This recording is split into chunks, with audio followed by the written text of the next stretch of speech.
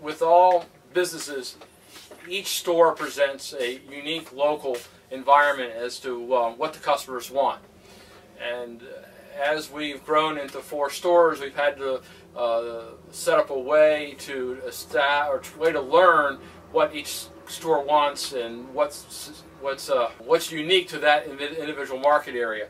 And we are putting together like a whole goods product flow or life cycle flow by tracking what product sells in what stores, and even to some degree to what time of the year. We're doing a better job of identifying what we need to get where to help minimize the number of special orders. So if we know Store A likes selling a lot of 40 horsepower tractors the first quarter of the year, we're doing what we can to get those tractors into that store ahead of time. Always leaving, of course, a little room for error in our judgment and for reordering and stocking.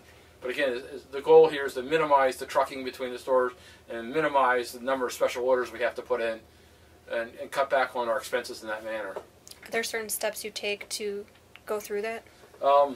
There are.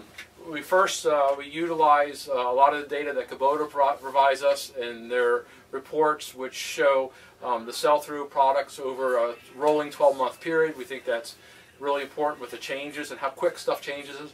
We're not looking at product cycles that are much more than a year old anymore. We're looking at what's selling for the last 12 months, not the last 3 years. We're also pulling information off our DIS system by asking what months what sells, and we're able to establish some patterns to what's selling the best at what time of the year versus just having a constant number on hand all the time. And then what's the result you've seen since you started doing this? We are seeing more stock turns in that we're ordering a little more often, but we're able to order what we think the market needs instead of getting caught with huge quantities of product that didn't really fit the needs for the year before.